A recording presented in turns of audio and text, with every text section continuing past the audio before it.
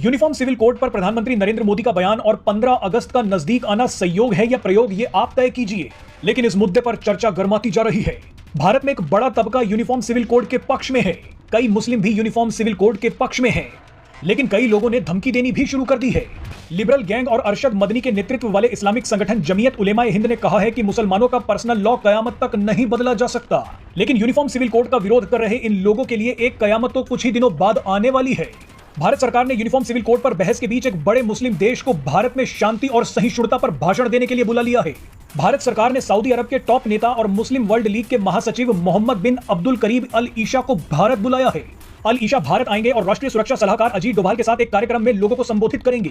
अल ईशा 10 जुलाई को भारत में होंगे और वो विदेश मंत्री एस जयशंकर और अल्पसंख्यक मामलों की मंत्री स्मृति ईरानी से भी मुलाकात करेंगे। सऊदी अरब के एक बड़े नेता का भारतीय दौरा यूनिफॉर्म सिविल कोड का विरोध कर रहे लोगों के मुंह पर एक जोरदार तमाचा है। भारत सरकार ने यहां यह दिखाने की कोशिश की है कि जिस समय यूनिफॉर्म सिविल कोड को लेकर मुसलमानों को जबरदस्ती डराया जा रहा है, उन्हें भड़काया जा रहा है, ठीक उसी वक्त सबसे ताकतवर मुस्लिम देश के नेता भारत के साथ ही खड़े हैं। आपको बता दें कि पूरी दुनिया के मुसलमान सऊदी अरब के नेता अल ईशा की बातों को मानते हैं। अल ईशा जो बोल देते हैं मुसलमान उसे स्वीकार कर लेते हैं।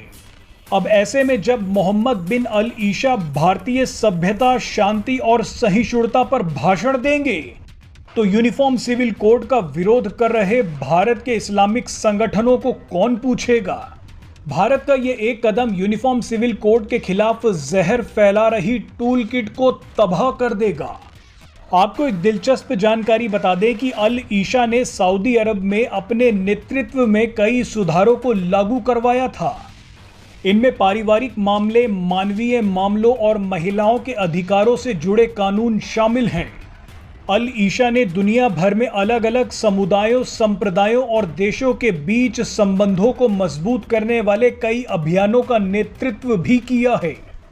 बहरहाल देश में यूनिफॉर्म सिविल कोड की दिशा में केंद्र सरकार ने बड़ा कदम उठाते हुए एक मंत्री समूह यानी GOM का गठन किया है।